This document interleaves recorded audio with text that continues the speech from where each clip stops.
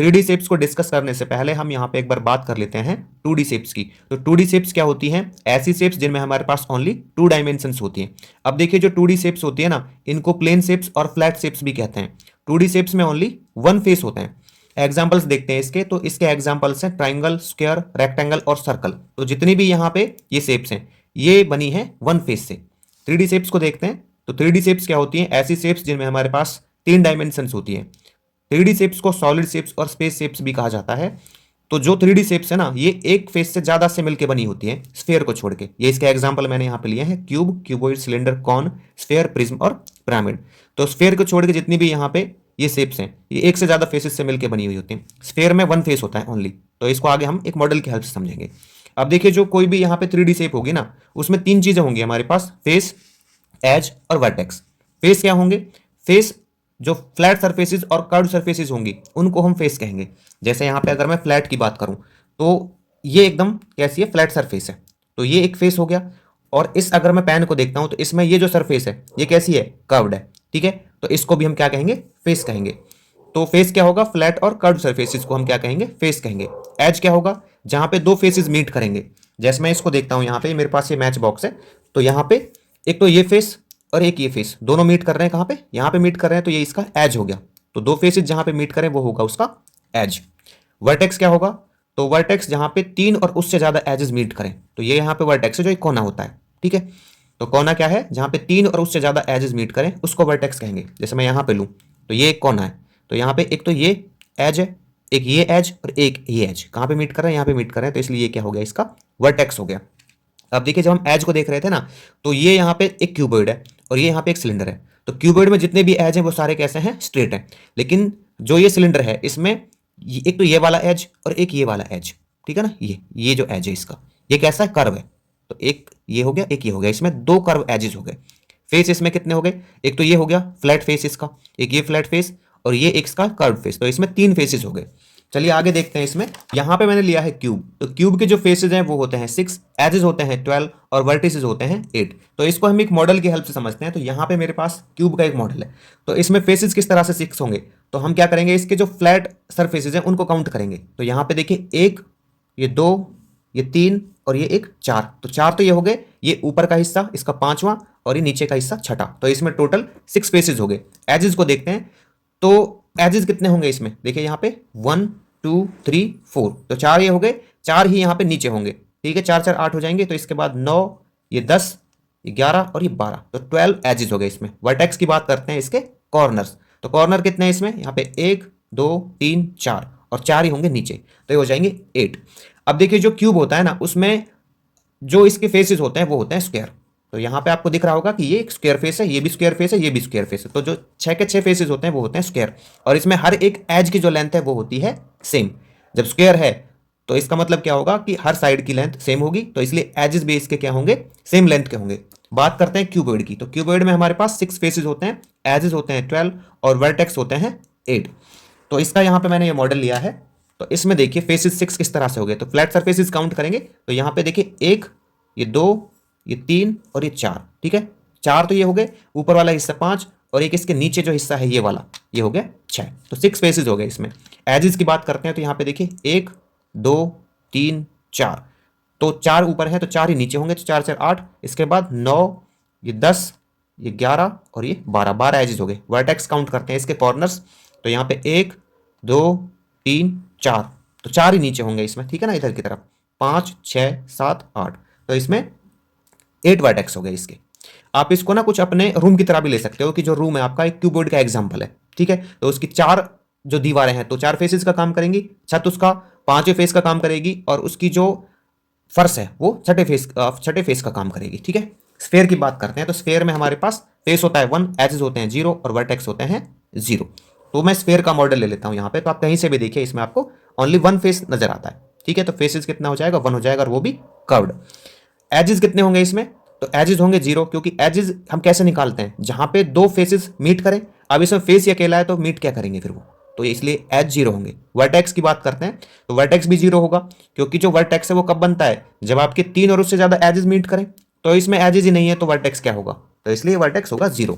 Cylinder देखिए, तो cylinder में हमारे पास फेस होते हैं 3, एजेस होते हैं 2 और वर्टेक्स होते हैं 0। तो इसको हम इसकी हेल्प से समझते हैं। ये मेरे पास एक सिलेंडर का मॉडल है, ठीक है। तो इसमें क्या है, यहाँ पे ये एक फ्लैट फेस है इसका, और ये भी एक फ्लैट फेस है। तो दो तो फ्लैट फेसेस हो गए, और ये इसका कर्व फेस हो गया। क्या हो गया, इसका कर्व फेस हो गया। तो इसमें टोटल 3 फेसेस हो गए। एजेस देखते हैं, तो एजेस देखिए यहाँ पे, एक तो ये हो गया कर्व एज, और दूसरा भी यहाँ पे कर्व एज। एजेस कैसे बनते हैं, जब दो फेसेस मीट करते हो, तो एक तो ये फेस और एक ये फेस यहाँ पे मीट करते हैं, एक ये फेस और एक ये फेस ये मीट करते हैं। तो इसलिए इसके एजेस हो गए 2। वर्टेक्स क्या होंगे, वर्टेक्स होते हैं जहां आपके एजेस मीट करते हो 3 या उससे ज्यादा। तो इसमें एजेस यहाँ पे मीट ही नहीं कर रहे कहीं, तो इसलिए होगा 0। कौन की बात करते हैं, कौन में फेसेस हो गए 2, एजेस हो गए 1 और वर्टेक्स हो गया 1। तो कौन का मैं यहाँ पे मॉडल ले लेता हूँ। तो इसमें आपको फेस कितने दिखते हैं, देखिए एक तो ये फ्लैट फेस हो गया, एक इसमें कर्व फेस हो गया। तो टोटल 2 फेसेस हो गए। एजेस कितने हो गए 1, क्योंकि यहाँ पे जो कर्व फेस और ये फ्लैट फेसेस हैं मीट कर रहे हैं इधर, तो इसलिए 1 कर्व एज हो गया। वर्टेक्स कितने हैं इसमें, तो वर्टेक्स है यहाँ पे 1 जो इसका कॉर्नर है, ठीक है। प्रिज्म देखते हैं आगे इसमें। तो प्रिज्म क्या होता है, ये एक ऐसा 3D शेप होता है जिसमें हमारे पास 2 आइडेंटिकल फेसेस होते हैं, और जो बाकी फेसेस हैं वो रेक्टेंगुलर हो सकते हैं या फिर स्क्वायर हो सकते हैं। और इसका जो नेम पड़ता है वो पड़ता है इसके आइडेंटिकल फेसेस के अकॉर्डिंग। मतलब अगर इसके आइडेंटिकल फेसेस क्या है, ट्राइंगल है, तो उसका नाम पड़ेगा ट्राइंगुलर प्रिज्म। स्क्वायर है तो स्क्वायर प्रिज्म, रेक्टेंगल है तो रेक्टेंगुलर प्रिज्म, और अगर पेंटागन है तो पेंटागोनल प्रिज्म कहेंगे हम उसको। तो इसमें देखते हैं ट्राइंगुलर प्रिज्म में, अगर ट्राइंगुलर प्रिज्म है तो उसमें नंबर ऑफ फेसेस रहेंगे 5, एजेस रहेंगे 9 और वर्टेक्स रहेंगे 6। तो इसको मैं यहाँ पे मॉडल की हेल्प से समझ लेता हूँ। तो ये ट्राइंगुलर प्रिज्म का एक यहाँ पे 3D मॉडल है। तो इसमें यहाँ पे देखिए ट्राइंगल है, और इधर भी यहाँ पे ट्राइंगल है, तो इसलिए हम कहते हैं इसको ट्राइंगुलर प्रिज्म। और बाकी फेसेस क्या है, रेक्टेंगुलर। आप कहीं से भी देख लीजिए रेक्टेंगल से। फेसेस 5 कैसे हो गए, देखिए एक तो ये ट्राइंगल, एक ये ट्राइंगल, और ट्राइंगल है तो मतलब 3 रेक्टेंगल और बनेंगे, एक तो इस साइड पे, एक इस साइड पे और एक नीचे वाली साइड पे। तो 2 ट्राइंगल और 3 रेक्टेंगल, तो फेसेस हो गए 5। एजेस कितने हो जाएंगे, 9 हो जाएंगे।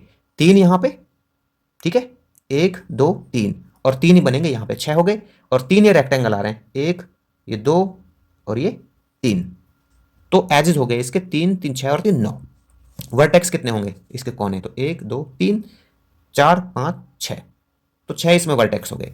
देखिए इसमें ना जो प्रिज्म होता है, यहाँ पे एक रिलेशन होता है इसके नेम से, इसके फेसेस, एजेस और वर्टेक्स का।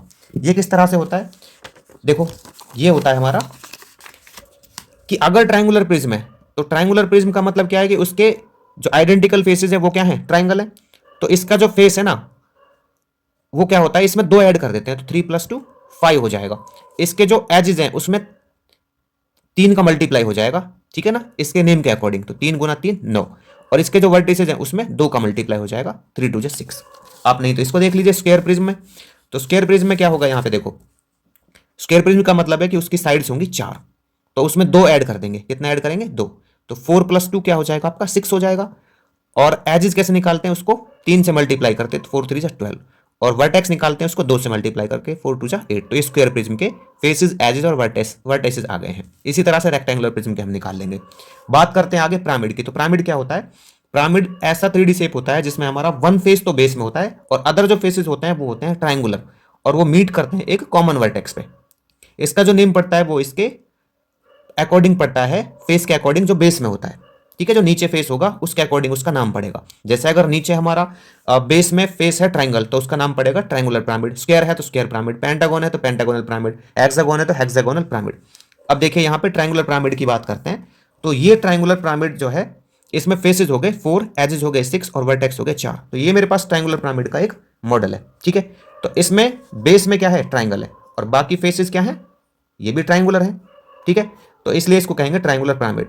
इसमें जो फेसेज हैं वो कितने हो गए, 4 हो गए, क्योंकि यहाँ पे एक तो ये ट्राइंगल और बाकी इस पे 3 ट्राइंगल और बनेंगे, तो टोटल हो गए 4 फेसेस। एजेस कितने हो गए, 3 तो यहाँ पे और 3 ही यहाँ पे बनेंगे, क्या, ट्राइंगल के एजेस, ठीक है। तो 3 और 3 हो गए 6। वर्टेक्स कितने हैं इसमें, वर्टेक्स भी होंगे 4, 3 तो यहाँ पे और एक जहाँ पे ऊपर ये मीट कर रहे हैं, तो 4 वर्टेक्स हो गए इसमें। इसी तरह से आप स्क्वायर पिरामिड का निकाल सकते हो। तो ये मेरे पास स्क्वायर पिरामिड का मॉडल है, ठीक है। तो इसमें यहाँ पे नीचे स्क्वायर, तो इसलिए इसका नाम स्क्वायर पिरामिड, और बाकी जो ट्राइंगुलर फेसेस हैं वो मीट कर रहे हैं 1 वर्टेक्स पे। अब देखिए यहाँ पे ना हमारे पास एक रिलेशन होता है इनमें। क्या रिलेशन होता है कि जो इसका नाम है उसमें एक ऐड कर देते हैं। ट्राइंगल है तो ट्राइंगल मतलब यहाँ पे 3 साइड होंगी बेस में, तो 3 + 1 क्या हो जाएगा, 4 हो जाएगा, ठीक है। और एजेस का क्या कर देते हैं, डबल कर देते हैं, मतलब ट्राइंगल है तो 3 × 2 6 हो जाएगा। और फेसेस और वर्टिसेस जो होते हैं पिरामिड के वो होते हैं सेम, तो ये 4, तो ये भी 4। इसी तरह से स्क्वायर पिरामिड में भाई यहाँ पे 4 था तो 1 ऐड कर दो, 4 + 1 5, 4 × 2 8, और जितने फेसेस उतने ही वर्टेसेस।